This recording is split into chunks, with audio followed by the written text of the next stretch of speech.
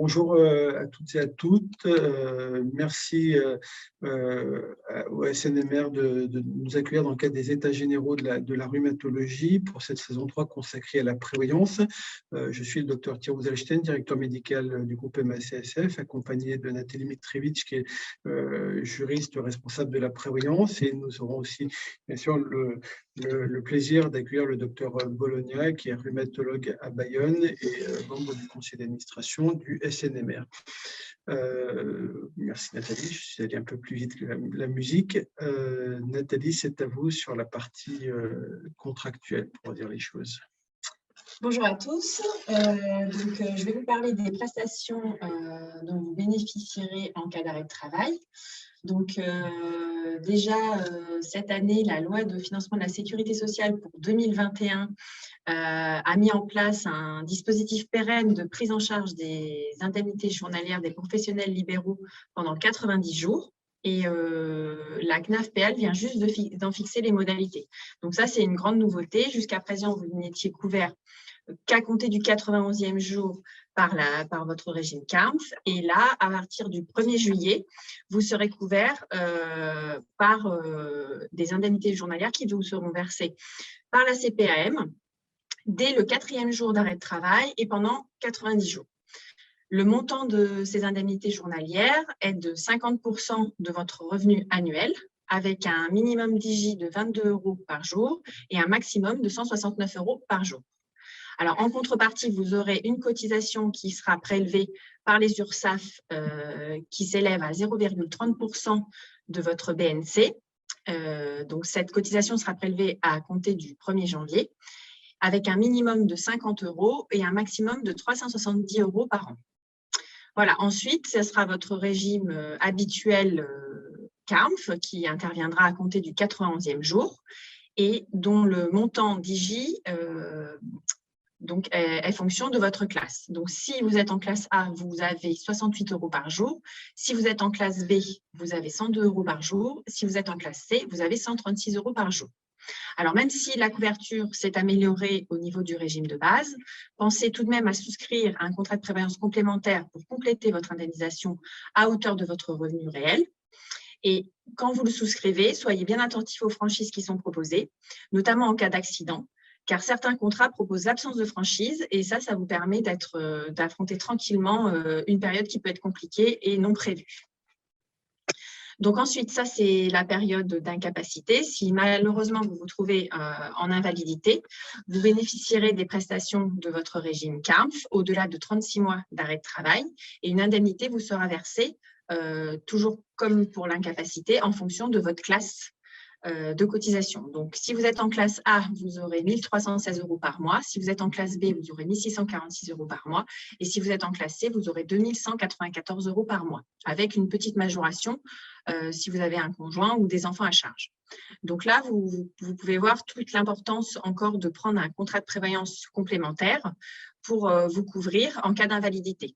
Et quand vous le souscrivez, surtout, faites bien attention que le barème qui est proposé soit un barème strictement professionnel et de vous couvrir suffisamment en fonction de vos revenus. Donc, Thierry y reviendra ensuite, mais c'est vrai que c'est vraiment un point important, ce barème d'invalidité professionnelle. Enfin, les frais professionnels ne sont pas du tout indemnisés par vos régimes de base. Donc, un contrat de prévoyance complémentaire vous permet d'assurer ces frais professionnels.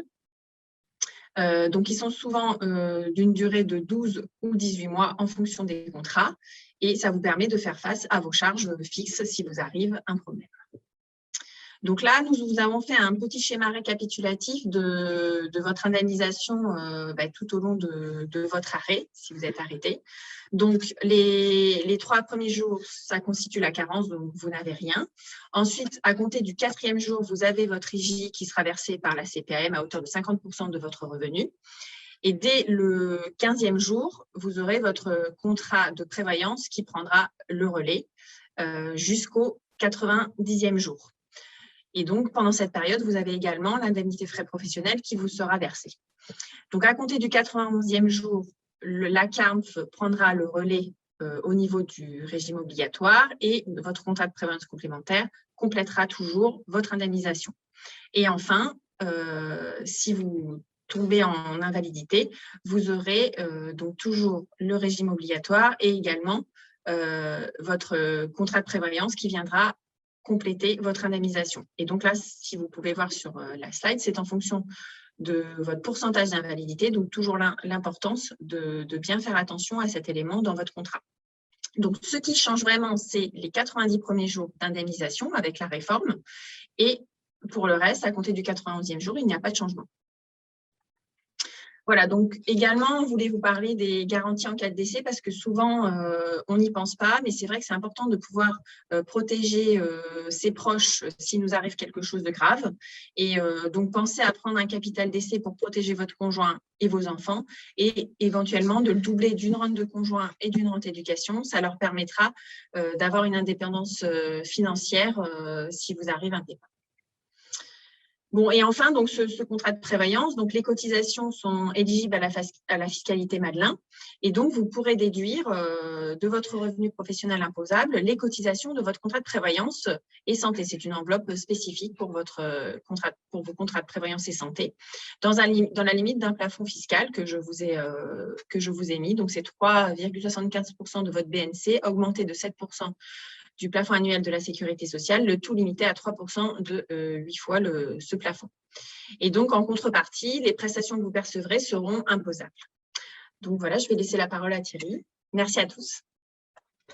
Merci Nathalie. Alors, pour illustrer cette présentation détaillée sur les contrôles, je vous propose un cas clinique un peu construit pour les besoins de l'exemple. Je vais prendre le cas d'un médecin libéral né en 66, sans aucune ressemblance, bien évidemment.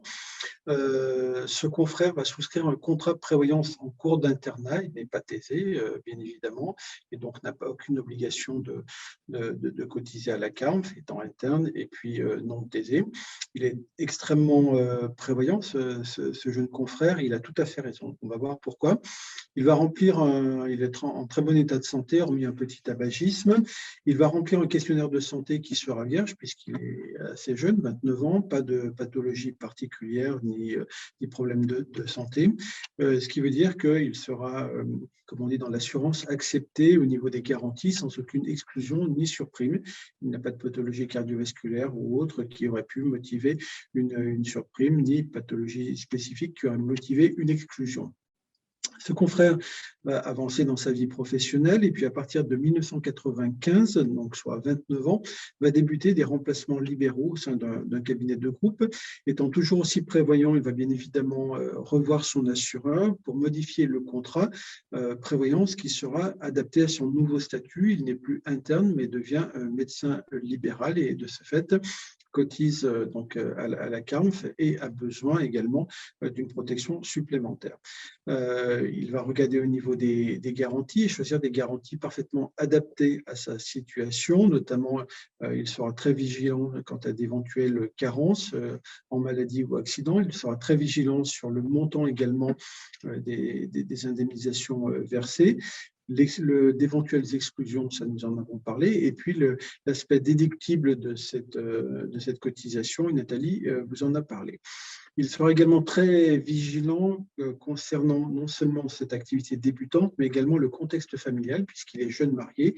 Il souhaite bien évidemment que son épouse soit protégée s'il lui arrivait quelque chose d'un point de vue santé. Mais il sera aussi très vigilant quant à la prise en charge de certaines activités de loisirs, puisque c'est un sportif qui aime certaines activités dites à risque, telles le VTT ou le ski de randonnée. Et il a été très, très vigilant puisqu'il a souscrit une garantie prévoyance qui, bien évidemment, couvrait les accidents pouvant survenir dans le cadre de la pratique de ces sports dits à risque. Ce confrère va poursuivre dans son activité professionnelle et va s'installer au sein du même cabinet, donc dans un cabinet de groupe où on lui propose assez logiquement d'intégrer en tant qu'associé. Donc, il s'installe en 1997. Il profitera également de cette période pour adapter ses garanties, ce qui est là encore un signe de sagesse. Il rajoutera une garantie perte d'exploitation. Nathalie vous en a parlé, puisque désormais, s'il lui arrive un pépin de santé, il est tenu, bien évidemment, de continuer à payer certaines cotisations et notamment des frais d'exploitation du cabinet. Quelques années plus tard, donc en 2006, coup de malchance, il est victime d'un accident de ski entraînant une fracture humérale à droite. Il sera hospitalisé en Haute-Savoie très brièvement, bénéficiera d'une ostéosynthèse qui se passe très très bien. Il bénéficiera également d'un arrêt de travail de 45 jours et bien évidemment, cet arrêt de travail faisant suite à un accident sera pris en charge dans le cadre de son contrat prévoyance. S'agissant d'un accident, il n'aura pas de frais de carence ou de franchise, comme on peut appeler ces quelques jours dans le domaine de l'assurance, et il bénéficiera d'un versement d'indemnité journalière durant tout son arrêt de travail. S'agissant d'une ostéosynthèse, quelques mois plus tard, la consolidation ayant été satisfaisante, il va bénéficier d'une ablation du matériel de l'ostéosynthèse. Tout se passe bien, une journée d'hospitalisation bien sûr en ambulatoire, 3 semaines d'arrêt de travail au décours de cette AMO. Et ce qui est important, c'est que dans le cadre de son contrat de prévoyance, cette nouvelle période d'arrêt de travail sera considérée comme étant en rechute, entre guillemets, puisqu'elle concerne la même pathologie, ce qui veut dire qu'en pratique, il n'aura pas à supporter de jours de carence. Et là aussi, c'est un point de vigilance dans l'ensemble des contrats de prévoyance. Néanmoins, il s'est rendu compte à l'occasion de cet accident que ses garanties étaient peut-être sous-évaluées en termes de montant. Il n'a pas toujours suivi en termes de garantie de prévoyance le montant de ses revenus, et là se rend compte quand même qu'il faut qu'il fasse quelque chose. Et c'est ce que l'on constate au quotidien dans la gestion des contrats de prévoyance, c'est que nos confrères souvent attendent malheureusement d'être, je dirais, au pied du mur lorsque survient un pépin de santé pour se rendre compte que les garanties ne sont pas forcément adaptées en termes de montant. Toujours est-il que cet accident de ski va quand même un petit peu le faire réfléchir, d'autant qu'il est devenu père de famille, et il va délaisser peu à peu ses activités sportives et se découvrir une nouvelle passion pour la cuisine. Cuisine, un peu plus de sédentarité, il va prendre un petit peu de poids, augmenter un petit peu le tabagisme et développer des facteurs de risque cardiovasculaires. Malheureusement, tout ceci, nous le savons bien, va entraîner quelques difficultés, puisqu'en janvier 2021, il va présenter un AIT, connexion à risque ischémique transitoire, de très courte durée. Il sera hospitalisé en unité neurovasculaire. Un bilan très complet sera réalisé, sans permettre de découvrir d'autres pathologies, fort heureusement. Il bénéficiera d'un traitement anti-agrégant et, fort heureusement aussi, ne gardera pas de séquelles de cette AIT. Il sera en arrêt de travail pendant 2 mois, puis pourra reprendre dans les mêmes conditions. Et là encore, son contrat de prévoyance remplira son objet. Il sera indemnisé pour ces 2 mois d'arrêt de travail. On se projette une dizaine d'années plus loin, d'où cette couleur un petit peu différente. Pour les besoins de cette illustration, juin 2031, donc 10 ans après cette AIT, malheureusement, ce confrère va récidiver un accident cérébral, mais cette fois-ci sous une forme beaucoup plus embêtante, puisqu'il présente un AVC sylvien gauche. Il sera hospitalisé également, d'abord en UNV, et ensuite en CS de neurologie, puis en rééducation fonctionnelle. Et malheureusement, il va garder des séquelles de cet AVC sylvien gauche sous la forme d'une hémiplégie droite qui va rendre impossible la reprise de l'activité professionnelle, même sous une forme adaptée. Il se verra prescrire un arrêt de travail prolongé. Son assurance prévoyance va verser durant 36 mois, soit le maximum possible des indemnités journalières, lesquelles seront complétées bien évidemment par les revenus tirés de la CAMF également. Et puis au bout de ces 36 mois, son état de santé ne s'est malheureusement pas amélioré et il est en incapacité de reprendre une activité professionnelle libérale dans les mêmes conditions. Il demande donc une mise en invalidité auprès de la CAMF, ce qui correspond bien sûr à une cessation d'activité, et va demander aussi la mise en invalidité auprès de son assureur prévoyance. Fort heureusement, cette garantie prévoyance, ou cette garantie, pardon, invalidité avait été souscrite dès l'adhésion, ce qui était une sage précaution. Je rappelle qu'il ne bénéficiait pas d'exclusion, fort heureusement là aussi. Pourquoi? Parce qu'il avait souscrit ce contrat étant très très jeune, et en règle générale, plus on est jeune, moins on a de problèmes de santé, fort heureusement. Bien évidemment, l'assureur a reçu cette demande et va répondre favorablement à cette demande d'invalidité et va appliquer un taux d'invalidité professionnel. Je me permets d'insister sur le terme de professionnel puisque c'est un taux qui n'est pas fonctionnel mais professionnel, ce qui change radicalement les choses. Ce qui veut dire que dans le cadre d'un taux professionnel, vous touchez bien évidemment une invalidité et ce taux est fixé par rapport à votre profession, non pas une profession quelconque, mais votre profession, que vous soyez, on va dire, rhumatologue, que vous soyez chirurgien dentiste, kiné, infirmière ou autre, c'est par rapport à votre profession. Juste un petit aparté, il y a, pour peut-être les spécialistes du sujet, des barèmes dits fonctionnels par rapport à la raideur d'une articulation ou d'un segment de membre, et puis des taux professionnels par rapport à la profession, et puis on trouve parfois aussi ce qu'on appelle des barèmes croisés qui mixent les deux, fonctionnels et professionnels. Ma recommandation, c'est bien évidemment d'aller vers des barèmes dits professionnels. Ce sont ceux qui vous permettront d'avoir la meilleure couverture par rapport à l'activité que vous pratiquez. Donc, ce confrère bénéficie, il a été très prudent d'un taux d'invalidité professionnelle, ce qui lui permettra de toucher la rente prévue au contrat. On parle de rente d'invalidité et éventuellement d'autres options telles que Nathalie a pu vous en parler.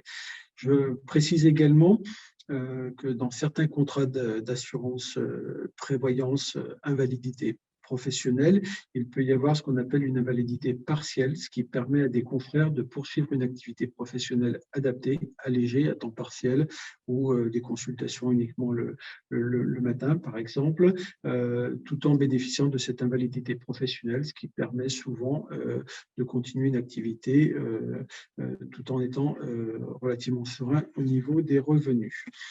Juste pour terminer, je voulais juste vous rappeler les règles d'or en prévoyance. Comme vous le savez, la responsabilité civile professionnelle est obligatoire pour exercer. C'est une avancée de la loi du 4 mars 2002. Et le contrat de prévoyance est facultatif. Néanmoins, il me semble tout à fait indispensable pour que vous puissiez exercer sereinement et ainsi protéger vos proches. Il est important de souscrire un contrat dès le début de l'activité professionnelle pour les raisons évoquées précédemment.